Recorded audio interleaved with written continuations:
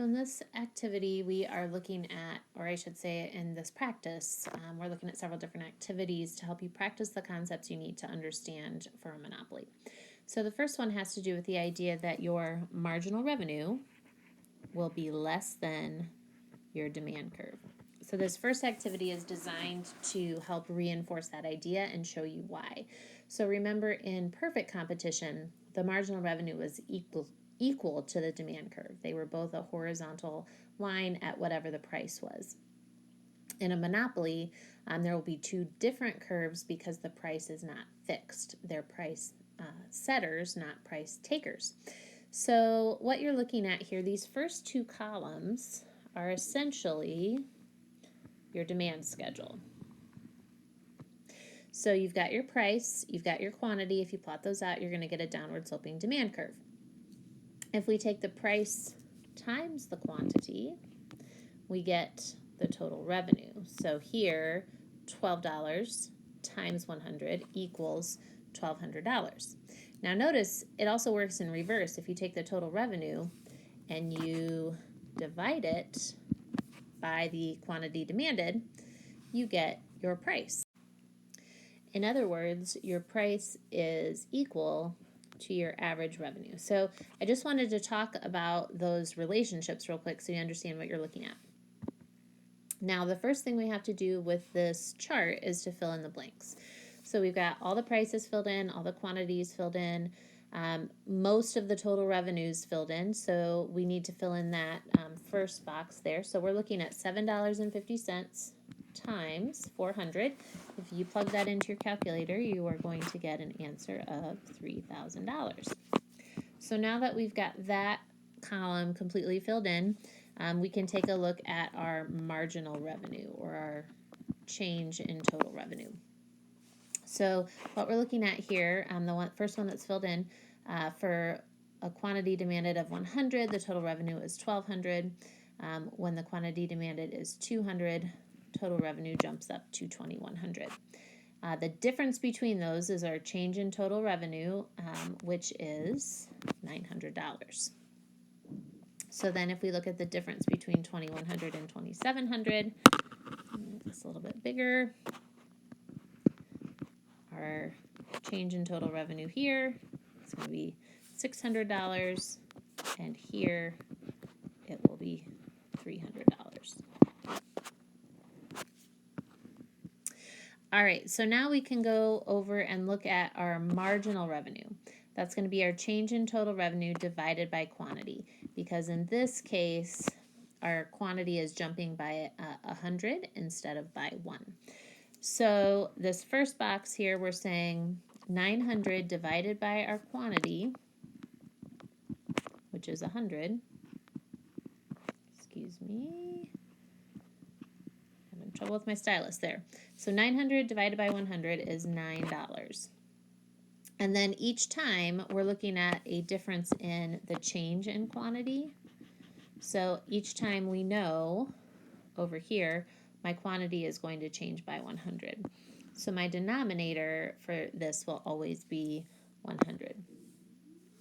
So 600 divided by 100, my marginal revenue there will be $6. And 300 divided by 100 will be $3. So with that, what we can do is take this column here, our marginal revenue, and we can plot that out on a graph along with our quantity demanded. That becomes our marginal revenue curve. So at a quantity demanded of 100, our marginal revenue is $9. That would be our first point. And you could plot the rest of the points accordingly based on the numbers you have here. Now you can also plot the demand curve with the information that you have on this table, which we talked about already. This very first, I'm going to change the color here just so that we emphasize it. These first two columns, if we plot those out at a quantity of 100, the price we would be plotting would be $12. So notice that that is greater than our marginal revenue of $9 at the same quantity, and therefore we're going to end up with two separate curves. If I'm putting them onto a graph, they would end up looking like this. My demand curve would be greater. My marginal revenue curve would be slightly less than. And again, I'm not requiring you to graph these out because it's repetitive, and I think it's possible to understand the concepts without that. But if you were to plot out these points, take my word for it, this is the graph that you would end up with. Whoops. All right, so on page 2, you have a completed set of price curves for, or cost curves for a monopoly. So let's identify these cost curves first. You've got your marginal cost. Whoops. Let's not cover it up. There we go. Got your marginal cost curve. You've got your average total cost. You've got average revenue, which is also known as demand. Just identify that. And then you've got your marginal revenue curve, which is downward sloping but less than your demand curve. So the first question asks, what is the maximum profit output? So let's take a look at this. What it's asking is, where would your profit maximizing point be? We know that that occurs where your marginal revenue equals marginal cost. So that occurs right here on the graph. That's where our marginal revenue and marginal cost curves intersect. So in order to find the output, you draw a vertical line down to your x-axis. Output is going to be 4. Number 2 asks, what is the price at that output? To get the price, you have to draw a vertical line up to your demand curve and then over to your y-axis. And so there we can see that our price will be $8. All right, revenue per unit at that output. So how much revenue is coming in for every unit? Well, if they're selling units at $8, every time someone buys a new unit, then your revenue is also going to be $8.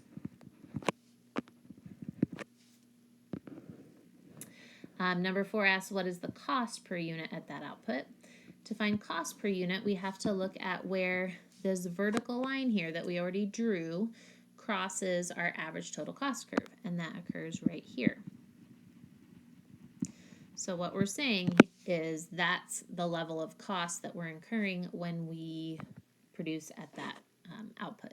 So if I draw a line over to my y-axis, I can see that my average total cost at that level is going to be $6. So number 5 asks, what is the total cost at that, what is the total revenue at that output? To get that answer, what we have to do is look at our our revenue per unit, which is $8.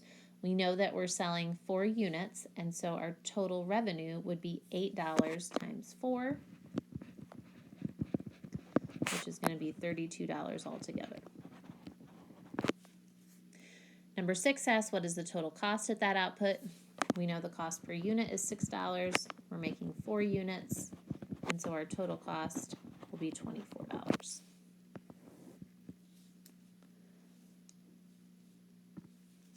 All right, so then what is the profit or loss per unit at that point? Well, we're bringing in $32 and we're losing $24, so we're in a profit maximizing position because our price is above our average total cost. The amount per unit that we are gaining is going to be our revenue minus our cost. So $8 per unit minus $6 per unit, our profit per unit will be $2. And our total profit will be $2 times 4, which will be $8 altogether.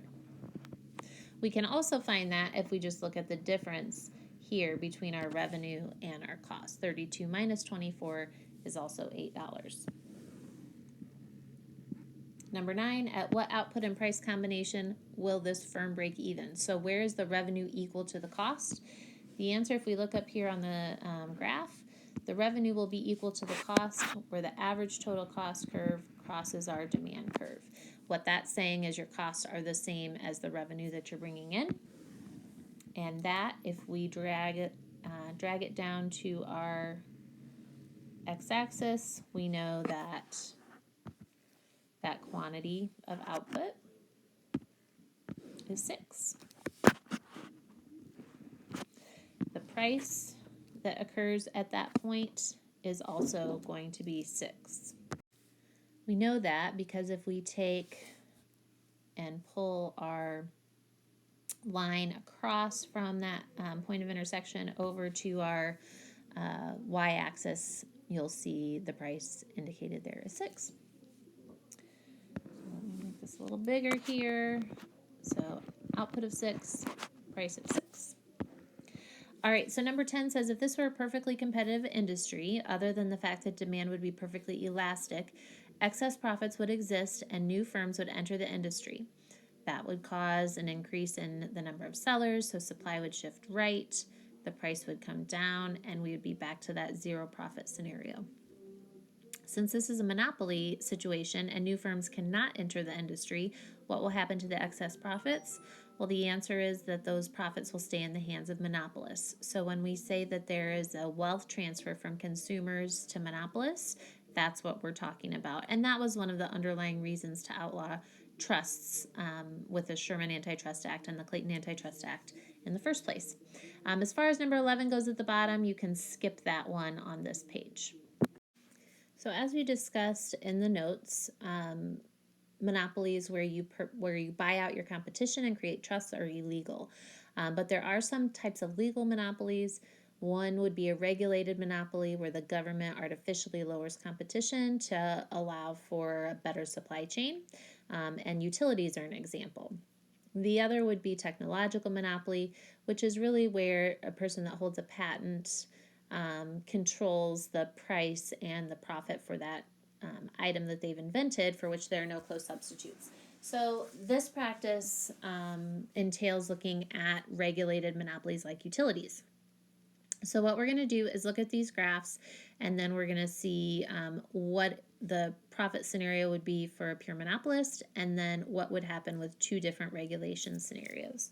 So looking at our graphs here, let's identify the curves first. So we've got our marginal cost curve here, our Nike swoosh, our average total costs, our downward sloping demand curve, and below that is our downward sloping marginal revenue curve. So number 1 says, if this monopolist is not regulated, what will be the level of output? We find the level of output by looking where marginal revenue equals marginal cost. That occurs right here. So if we pull that down to our x-axis, we are halfway between 1,000 and 2,000, which means our level of output will be 1,500. Our price at that level of output can be found by pulling that up to our demand curve. So we've got to go all the way up here and then over to the price that corresponds on the y-axis. So our price at that level is going to be $4. We can find our total revenue by taking 1,500 times $4. That is going to equal $6,000 of total revenue.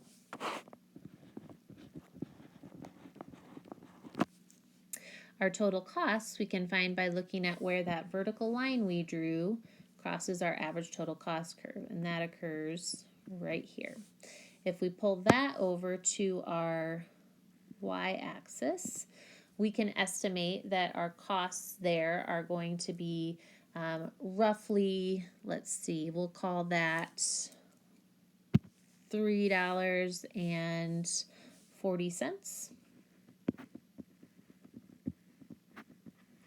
To find our total revenue then, or excuse me, our total costs, we would take $3.40 times our output, which is $1,500. So our total cost will be $5,100. In order to find our profit or loss, we have to take our total revenue, subtract our total cost, so 6,000 minus 5,100. That's a total profit of $900, which goes into the pocket of the monopolist. So the second scenario says, if this monopolist is regulated by marginal cost pricing, i.e. the socially optimal price, and then it asks you the same questions. So socially optimal price would be the price where the allocative efficiency is occurring, and this is where you're producing the right mix of goods. So our socially optimal price is going to be where marginal cost intersects the demand curve right here. All right, so our output at that point is going to be 3,000. And our price, we're going to go over here because we're at the demand curve. Our price will be halfway between $1 and $2, which is $1.50. So if we look back at our questions here, our output was 3,000 and our price was $1.50. So our total revenue will be 3,000 times $1.50, which is going to be $4,500. So notice the difference between the first scenario and the second scenario. In the first scenario, consumers are paying $4 per unit. In the second scenario, they're only paying $1.50, which is much better for a consumer. But the total revenue is also significantly less, and so that harms or could potentially harm the monopolist. To find total cost, then, what we have to do is draw a vertical line up to where this level of output crosses our average total cost curve, and then drag it from there over to our y-axis. Whoops, I didn't do a great job. I really need to get a new stylus. I apologize for my untidy drawing there.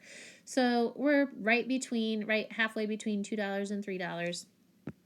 So it's fair to say that our total costs there are going to be $2.50 per unit, which is going to be multiplied by our output of $3,000, and that leaves us with total costs of $7,500. So the monopolist is bringing in $4,500 and spending $7,500, which means they are in a loss position. They are losing $3,000. Now, any self-respecting business or monopolist would not stay in business because they're losing all of this money. But if they're providing electricity, it's in the government's best interest and the people's best interest for them to stay in business. So letter F asks, will the monopoly need a subsidy? And the answer is, if we want them to stay in business and keep the lights on, yes. The amount of the subsidy should allow them to at least get back to zero economic profit, meaning that their total cost should equal their total revenue. In order for that to happen, we need to erase that $3,000, and that means the government is going to give them a subsidy of $3,000. Okay, for this last page, I'm just going to go through what the answers are, and you can compare with your graphs if you need a visual. So the question says, if the cost of service regulation or fair return price is imposed on this monopolist, what will be the level of? And then asks you the questions. So fair return price occurs where the demand equals the average total cost curve. So if you look back at your graph and you see where the average total cost curve crosses the demand curve, and then you draw lines down to your x-axis for output and y-axis for price, you will see the numbers that I'm about to show you. So the level of output that occurs where demand equals average total cost is about half or about a fourth of the way between 2,000 and 3,000. So we're going to call that, we're just going to estimate that output at 2,250, 2,250. The price at that level is going to be approximately $2.75. Now, if you did this correctly and you estimated differently, that's okay. You're not going to have to estimate on a test. As long as you understand the concept, you're in good shape. Total revenue will be our output times price, so $22.50 times $2.75, and that is going to be a total revenue of $6,187.50. Our total costs will be the same because our costs and our price are equal at this point. So our total costs will also be $6,187.50.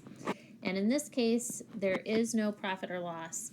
We're at what's called a zero economic profit, meaning we paid all the bills, we paid all the workers, there's not money left over, and this is where most regulated monopolies will be priced at, unless the government is imposing the socially optimal price, and for some reason they need to subsidize or give extra money back to that monopoly.